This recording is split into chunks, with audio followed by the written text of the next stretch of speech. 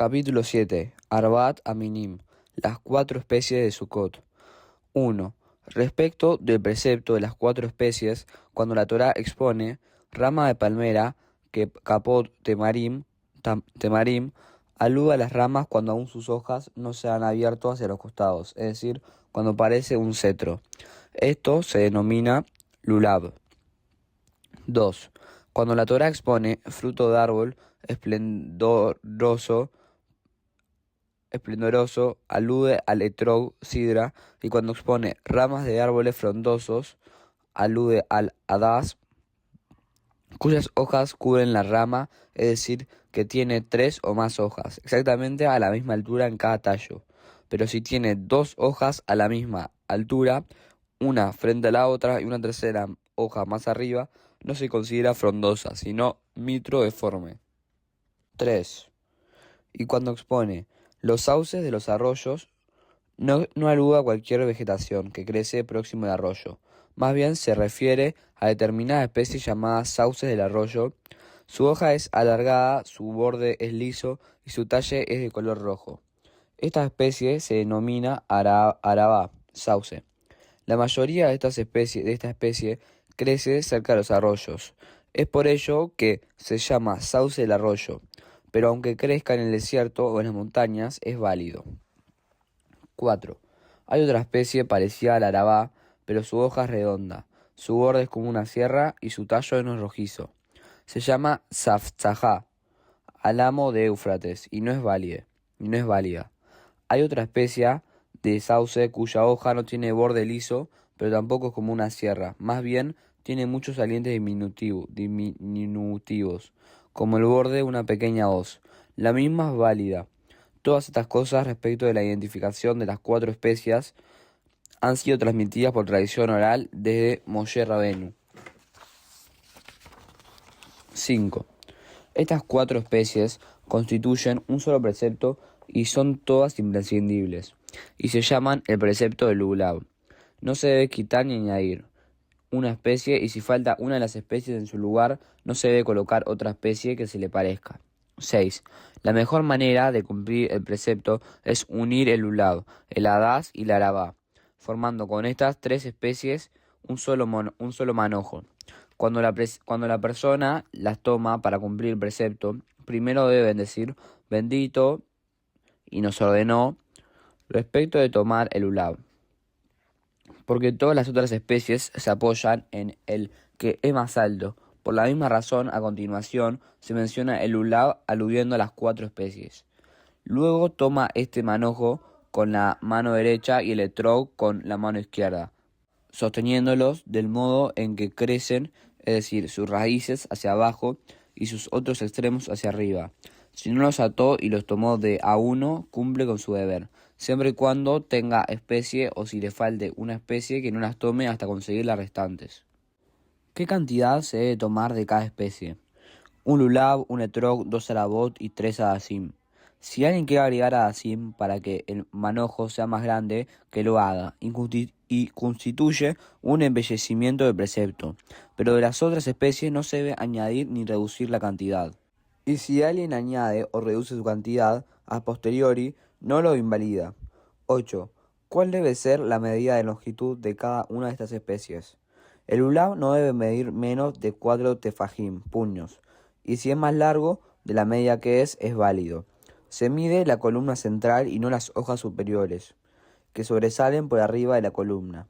El hadas y la arabá no deben medir menos que de 3 tefajim. Tefajim es igual a puños. Y si son más largos de la medida que sea, son válidos. Y aunque cada tallo tenga solo 3 hojas frescas, es válido, si las mismas están en la parte superior del tallo. Cuando se ata el lulav con las otras dos especies, es necesario que la columna central del lulav sobresalga hacia arriba, por un tefaj o más, de los adasim y arabot. El etrog no debe medir menos del volumen de un huevo. Si es más grande de la medida que sea, es válido. 9. Al levantar estas cuatro especies, la persona cumple con el deber, ya sea que las haya levantado todas juntas o una después de la otra, con la mano derecha o con la mano izquierda. Esto es si se levanta el modo en que crecen, sus raíces hacia abajo. De lo contrario, no cumple con el deber. El precepto, como la ley manda, es levantar el manojo de las 3 especies con la mano derecha. El etrog con la mano izquierda, moverlas con movimientos de ida y vuelta hacia los 4 puntos cardinales, y hacia arriba y hacia abajo. En cada una de las direcciones debe agitar el extremo superior del lulav 3 veces. 10. ¿Qué significa ello? Extiende las 4 especies hacia cada una de las 4 direcciones, agitando allí el extremo superior del lulav. Luego las acerca hacia sí mismo y agita el extremo superior del lulav 3 veces, y lo mismo hacia arriba y hacia abajo. ¿Cuándo se hace esto? Al momento de la lectura de Alel, plegaria de alabanza. Al recitar el versículo Odú la Hashem Kitov, agradezcan a Hashem pues es bueno. Al principio y al final del capítulo 118 de Teilim, que se recita en el Alel, y cuando se recita Aná Hashem, Oshi Aná, por favor Hashem, sálvanos. Todo el día es válido para tomar el lulav junto al resto de las especies, pero no a la noche. 11. Si alguien le hace a este manojo con las 3 especies un asidero de plata o de oro, o si las envuelve con una tela y las toma, cumple con su deber. Pues tomar algo mediante otra cosa se considera que uno lo está tomando directamente.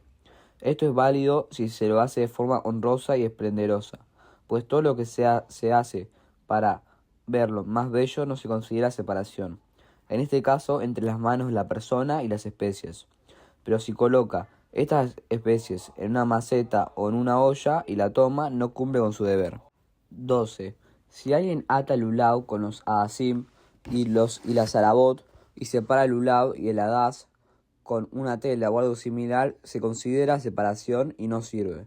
Si lo separa con hoja de adasim, no se considera separación, ya que como se trata de la misma especie, no se considera división. Se permite atar el lulav con los adasim y las arabot con hilo, cuerda o con cualquier material, dado que su atado no es imprescindible. 13. El precepto bíblico de tomar el lulav se aplica para el primer día de la festividad de Sukkot, en cualquier lugar y en cualquier época, incluso en Shabbat, como expone. El primer día deberán tomar para ustedes.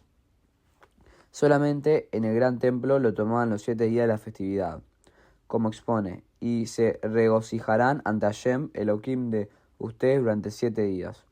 Si Shabbat caía en los otros días de la festividad, excepto en el primer día, no se tomaba lulav.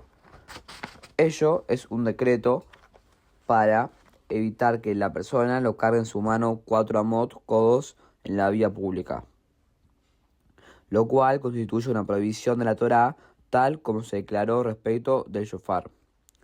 14. ¿Y por qué no promulgaron el mismo decreto prohibitivo respecto de tomar las 4 especies el primer día de la festividad de Sukkot?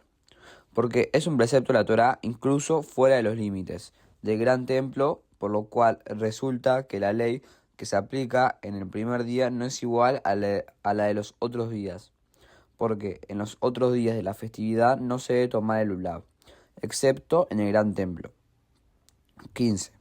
De que se destruyó el gran templo, los sabios establecieron que en cualquier lugar se tome el lulav, es decir, las 4 especies, durante los 7 días de la festividad de Sukkot, en memoria del gran templo, y cada día se debe recitar la siguiente bendición.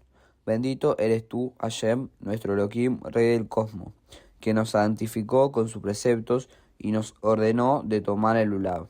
Pero efectivamente es un precepto rabínico. Esta promulgación, así como el resto de las promulgaciones emitidas por Rabí Yohanan ben Zakkai, al destituirse el gran templo, será derogada cuando se reconstruya el gran templo, cuando las leyes regresarán a ser como añado y se tomará el lulav los 7 días solo en el gran templo. 16. Cuando el gran templo estaba en pie en la tierra de Israel, se tomaba el lulav el primer día de la festividad, aunque consideran un Shabbat. Y lo mismo se hacía en otros lugares en los que sabían certeramente de que ese día era festivo en Israel. Pero en los lugares lejanos, donde no sabían acerca del establecimiento de Rosh Hodesh, no tomaban el lulav, debido a la duda. 17. Desde que se destruyó el gran templo, los sabios prohibieron tomar el lulav en Shabbat, del primer día de Sukkot. Incluso los residentes israelíes que sabían con certeza que certificaron el nuevo mes, porque los que residían lejos no sabían cuándo había sido establecido Rosh Hodesh, de modo que todos actuasen igual, y no que algunos tomen las 4 especies en Shabbat y otros no. Esto es así, pues el deber de tomar las especies el primer día es el mismo en todos lados, y no está el gran templo para justificar la diferencia. 18. En la actualidad que todos se rigen por el calendario, por lo que se sabe con certeza cuándo será Rosh Hodesh, la misma ley sigue vigente. No se toma lulá en Shabbat en absoluto, ni en la tierra de Israel ni fuera de ella, ni siquiera el primer día de Sukkot. Esto es a pesar de que por el calendario se sabe cuándo es el nuevo mes, por lo que saben con certeza cuándo es Sukkot. Y ya hemos explicado que el fundamento de la prohibición de tomar el lulav en Shabbat es un decreto rabínico para evitar que la persona los cargue 4 amot por las vías públicas. La costumbre de sostener una alabá en el gran templo es una ley transmitida por Hashem a Moshe en el Sinaí y de generación en generación que se debe llevar al gran templo. Otra alabá además del lulav, y no se puede cumplir con este deber con la alabá del lulav. Aunque el tallo de arabá tenga una sola hoja, sirve para este precepto. ¿Cómo procedían cuando el séptimo día de Sukkot caía en Shabbat? Antes de Shabbat llevaban la rama al gran templo y la colocaban en aljofainas de oro, llenas de agua. Para que las hojas no se sequen, al día siguiente las erigían al costado del altar y la gente se acercaba y las tomaba de la misma manera que el resto de los días de las festividades. Dado que el precepto respecto de esta alabá no está explícitamente en la Torá, sino que se aprendió por tradición oral, en la actualidad no se la toma los 7 días, en memoria del gran templo, sino más bien el séptimo día.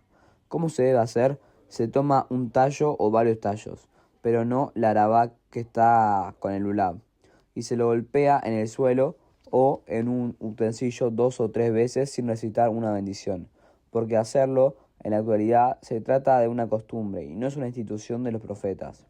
Costumbre en Jerusalén. Así era la costumbre en Jerusalén. La persona salía de su casa a la mañana con el lulav en su mano, ingresaba a la sinagoga con su lulav en la mano, rezaba con su lulav en la mano y salía a visitar a los enfermos y consolar a los que estuvieran de duelo, con el lulav en la mano. Y al ingresar a la casa de estudios lo enviaba a su casa con su hijo, con su esclavo. Otras leyes relativas a las 4 especies. En la época que se tomaba el lulav en Shabbat, una mujer tenía permitido tomar el lulav de la mano de su hijo o esposo y volverlo al recipiente con agua en Shabbat.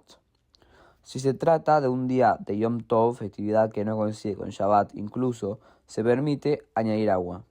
Y en Hol Hamoed, días semifestivos, incluso se cambia el agua del recipiente para mantener la frescura. Está prohibido comer el etrog incluso durante todo el séptimo día de Sukkot, incluso si ya lo usó y ya no lo utilizará para el precepto.